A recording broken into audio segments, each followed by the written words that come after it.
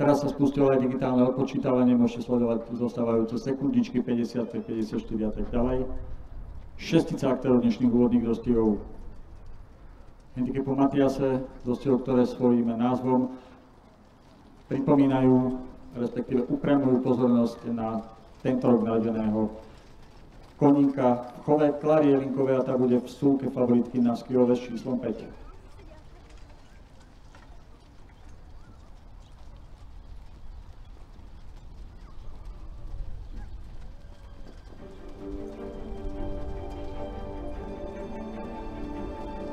Pomaličky by sa nám to tam malo zoradiť od vnútornej stopy v súlade so štartovými číslami Glagol, Janinka Miselas Lloyd, Virustup, Naskaové, Kafu Boko. Trošičku opatrnejšie zatiaľ Kalčíkov navigovaná Janinka Misi, ale nie je to nič dramatické, extrémne, čo by sa nedalo po miesto štartu zmazať. Auto už je v pohybe.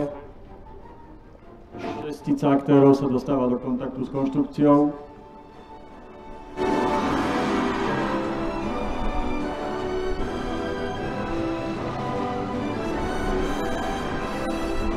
Kone sú na dlhej stene.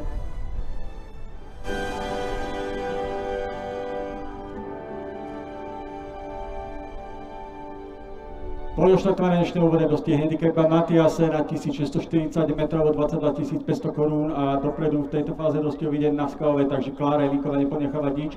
Na náhodu a z víťazkou spred 2 týždňov z Pražskej Chúchle sa okamžite ujíma vedenia ku koncu protileherovinky, si Naskaové vypracoval približne dvojdĺžkový náskok pred Janinkovi, si na 3. pozícii, potom napreduje levinský kolega Glagol na 4. v tejto fáze dostihov Last Lloyd, na záverečných dvoch Kafu Boko a Virustup začínajú trošku opatrnejšie. Naopak vpredu Naskaové ako favoritka prvýkrát do cieľovej rovinky skúšovne ide so 4-5-dĺžkovým náskokom.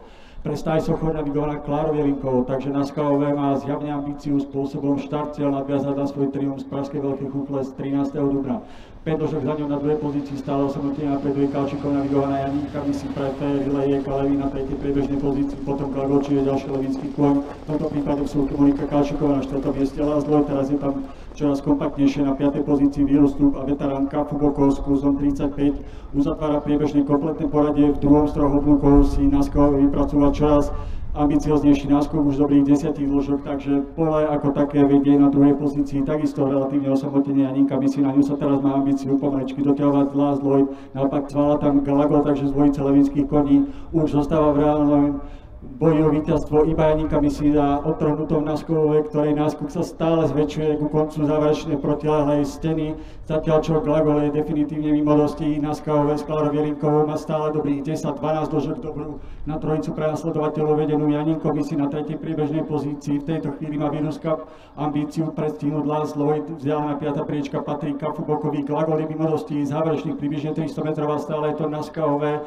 s náskokom, ktorý vyzerá ako postačujúci. Samozrejme veľmi dôležité bude, aby v cieľovej rovinke nedošli sily, aby ju prešla čisto. Stále je to favoritka Naskaové, ktorá je dobrých 10-12 dĺžok suverénne pred výškou kola a zdá sa, že si kľúsa pre završenie čistého tohto sezónneho double po Pražskej Veľkej Chúchli. Víťazí s Klárou Jelinkovou pre Staj Sochor, Darekyňa Mikola Wolfa. Naskaové aj tu v Bravanticiach suverénne štartcieľ. Štartcieľ druhá Janinka Misi na 3. priečke, potom Last Lloyd, 4. kontakte Virustup. Menej už potom na 5. priečke veterán Kafu Boko a ešte Glagol, ktorému sa tieto dostihy nevydarili, najmä vinného galopády.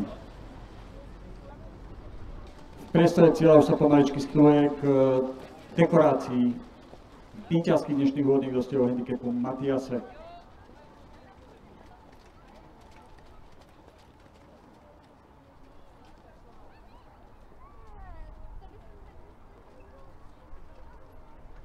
A už sa tak aj deje, takže ešte raz opakujem tie základné koordináty. Zvíťazila Naskaové, Stáje Sochor, tréner Mikola Wolf, no a veľkú radosť má samozrejme amatérka Klára Jelinková, ktorá to všetko dokonale v súlke zmajstrovala. Radosť možno ešte väčšiu o to, že tieto dostihy boli pomenované na počesť Matiase tohtoročného žriebetka narodeného v Úsodskom chove práve doktorky Kláry Jelinkovej. Gratulujeme o to viac. Pogoda pre priaznivcov žlto-čiernej kombinácie, ešte raz opakujem ten kurz u Team Sportu 5,5, teda 5,5 násobok kladu.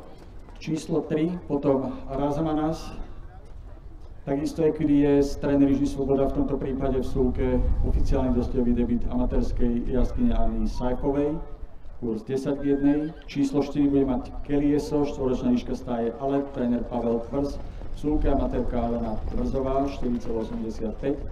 Peťku jasná favoritka, ešte väčšia podľa kurzu, než bola v súvislosti s prvými dostými na SKOV, konkrétne Brunhild Eck, nemeckej štál Gespea, trénera vodič Robert Plečacha, 1,52, čiže len o niečo viac ako 50% vkladu navyše, ak samozrejme Brunhild Eck uspeje a váš typ bude úspešný.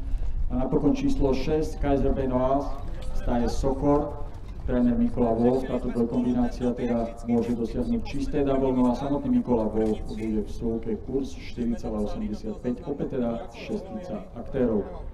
4 z nich majú pred sebou oficiálny dostihový debut, ale konec číslami 1, 2 a 3 pred nejakou hodinkou a štvrť podstúpili Prodelauf, inak suverénne ako prvá v cieli bola Deconnection Jeso, vedená Jiřím Svobodom, zatiaľ čo Bielacup a Jarazamanas mali problémy s čistou akciou, potom ako absolvovali jeden okruh za autom a to sa od nich odpojilo, takže simulovalo v podstate ten pravý štart, zacválali a dokúsali cieľom napokon čisto s dosť veľkým odstupom za Deconnection Jeso.